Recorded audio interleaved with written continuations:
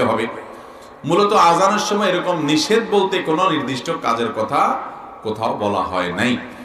আজানের সময় একজন ইমানদারের কাজ হবে আজানের জবাব দেওয়া। মুখে মুয়াজ্জিন যা যা বলবে মুয়াজ্জিনের সাথে সাথে তা তা বলা, সাথে সাথে মানে একটু পর পর আল্লাহু আকবার বললে পরে আল্লাহু আকবার বলা, আশহাদু আল্লা ইলাহা ইল্লাল্লাহ বললে আশহাদু আল্লা ইলাহা ইল্লাল্লাহ বলা, এইভাবে হাইয়া আলাস সালাহ হাইয়া আল ফালাহ সমস্ত লা হাওলা ওয়ালা কুওয়াতা ইল্লা বিল্লাহ বলা, আর বাকিগুলো যা আছে তা বলা। এটা হলো মুস্তাহাব।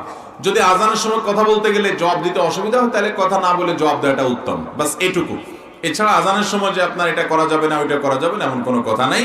যেগুলো অন্য সময় নিষেধ সেগুলো আজানের সময়ও নিষেধ। মহিলারা অনেকে আছে আজানের সময় মাথা কাপড় দেন, মনে করেন এটা জরুরি। এটা জরুরি না। আপনি যদি মাহরামের সামনে থাকেন, আপনার বাসায় আপনার আব্বা আছেন, আপনার স্বামী আছেন, ভাই আছেন, তাদের সামনে মাথা কাপড় দেওয়া জরুরি না। অতএব মাথা কাপড় না থাকলে গুনাহ হবে না, আজানের সময়ও না থাকলে গুনাহ হবে না। আর যদি আপনি বাহিরে গায়রে মাহরামের সামনে থাকেন তাহলে আজান হোক বা না